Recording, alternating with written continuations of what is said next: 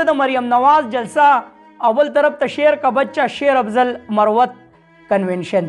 تاسو ته ما تیر ویډیو کې هم ویلو چې کوم غیر ختمي غیر سرکاري نتیجې دي نو هغه به الحمدلله را رسي. د ویډیوګانې در سره شریک کوم چې په اوکاړه چې کومه جلسه ورته وایي یو څو کسان یې راغونډ کړي په هغې کې کوم څه شوي دي نو در سره شریک کومه. خو ویډیو لازمي د ټولو ملګرو سره شیر کړئ ځکه ملګرو چې کینګ عمران خان صاحب دا خبره کړې ده چې د سوشل میډیا کم ټیم دی نو هغوی ته وایي چې خپل کم کار دی نو هغې له زور ورکوي. الحمدلله زه در سره هغه خپل اپډیټ شریک کوم د ورځې 3 ویډیوګانې 4 ویډیوګانې صرف ستاسو دپاره چې ما کوم میشن دی هغه زه مخ په وړاندې باندې بوځم باقي ستاسو خوښه ده. خو د جناب عمران خان صاحب هغه الفاظ چې سوشل میډیا چې کوم ټیم دی په هغې کې تاسو هم یې نو خپل کردار له زور ورکوئ او خپل کردار مخ په وړاندې باندې بوځئ. اولنی خو چې کوم خبر دی ملګرو همیشه نون لیگ نیچ سیاست کړی دی. څنګه نیچ سیاست؟ تاسو به کتلی زیاتر دوی اکثر زنانه ټارګټ کوي.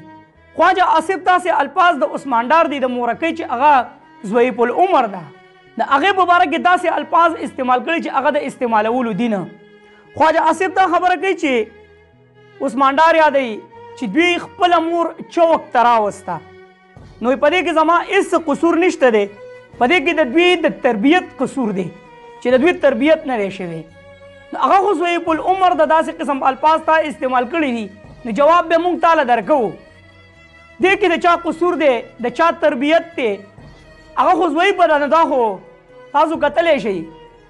نو لکه دا هم پکار دی که نه چې ته په یو ضعیفه زنانه باندې الزام لګې نو بیا پکار ده چې د دې هم تپوس وکړي چې یاره په دې کې د چا قصور دی چې دا د دغه جلسهګاه په منځ کې ګرځي او د خپل پارټۍ لیډینګ کوي. نو داسې قسم الفاظ استعمالول د یو ضعیفې زنانه دپاره نو ستا تربیت کې هم ډېر زیات کمی دی. خو افسوس دا دی تا په خپل تربیت باندې سوچ نه دی کړی. بل طرف ته ملګرو که جناب عمران خان صاحب د پایز ایزا صاحب دپاره نن الفاظ د جیل نه رالیږلي دي نو پایز ایزا چرې په دې خپل کردار باندې سوچ نه دی کړی چې زما نه خلک څومره نفرت کوي. واړه واړه ماشومان چې د هغوی په ذهن کې هم ستا داسې تصویر جوړ شو چې دا حالات دي ستا څومره نفرت د نه دا خلک کوي ستا د کردار نه تا چې کوم کار روان کړی دی د دې نه. خو الله دې وکړي چې دا کردار او ستا دا کوم کار دی دا تا ته مخامخ شي چېرې دا کردار ټیک نه دی.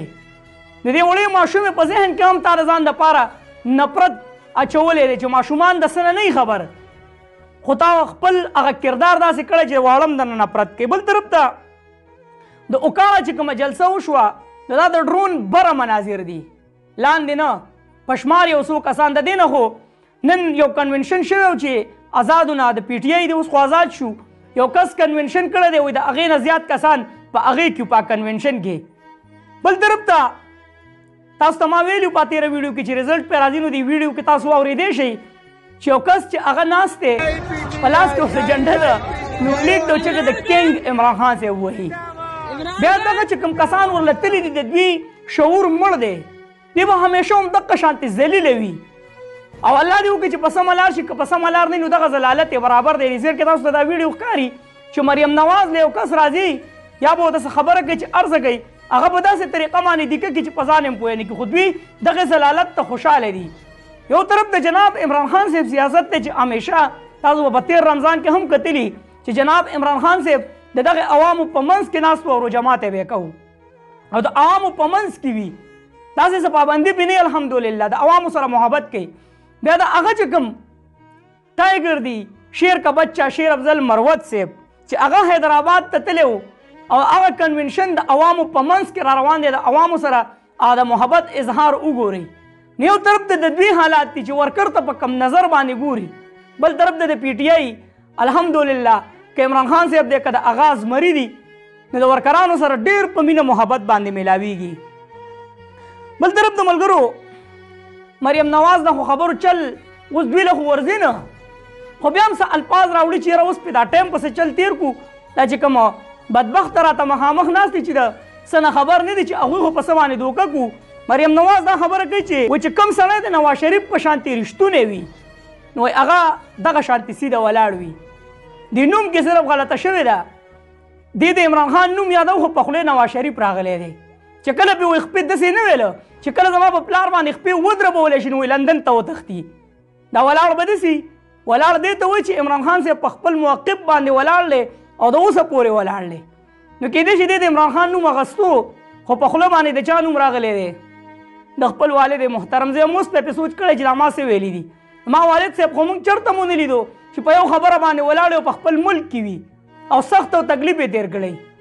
خو به دغه لندن او پاکستان دغه ملګرو څو اهمترین اپډیټ ویډیو لازمي د ټولو ملګرو سره شیر کړئ.